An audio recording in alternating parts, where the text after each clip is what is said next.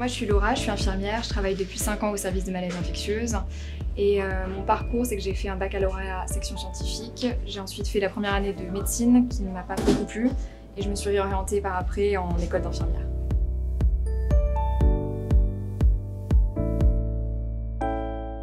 Alors une journée type pour moi finalement c'est ça va être de faire toutes les prescriptions médicales, donc relever les soins que j'ai à faire à mes patients, administrer les médicaments, faire des injections, ça va être prendre les paramètres vitaux, ça va être en fait d'évaluer le patient, d'évaluer son état pour pouvoir rapporter au médecin ce que je trouve qui ne va pas, s'il y a quelque chose qui s'est modifié dans son comportement ou son état de santé.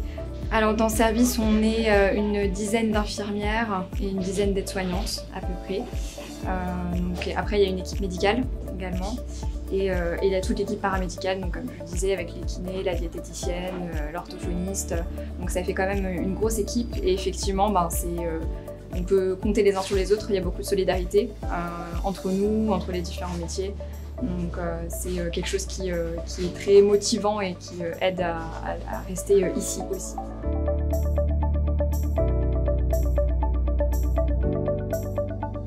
Alors je dirais que ce qui peut être difficile dans ce métier, c'est déjà qu'on travaille avec de l'humain, donc il y a beaucoup d'émotions à gérer. C'est des patients qui vont pas bien, qui ont des situations qui sont pas toujours faciles, donc il faut apprendre à prendre du recul et à gérer ses émotions, et ça s'apprend avec l'expérience. Quand je suis arrivée, j'ai été encadrée bien sûr quelques jours par des infirmières.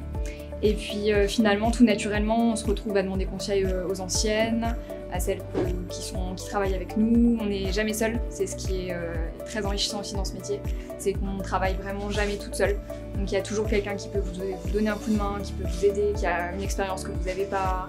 Et bien sûr, on a nos médecins qui sont toujours là et à qui on peut poser nos questions, à qui on peut demander conseil aussi. Et on a une équipe médicale, on a cette chance-là qui est très très ouverte, à qui on peut poser toutes nos questions et qui nous prend le temps de nous expliquer les choses.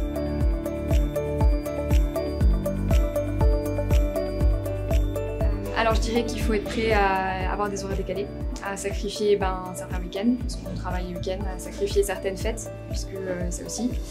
Et après, le côté positif, c'est que c'est des métiers où ça change tout le temps. On apprend toujours quelque chose, on s'ennuie absolument pas. Donc ça vaut le coup de le faire. C'est un des super métiers, il faut être passionné, mais on apprend plein de choses.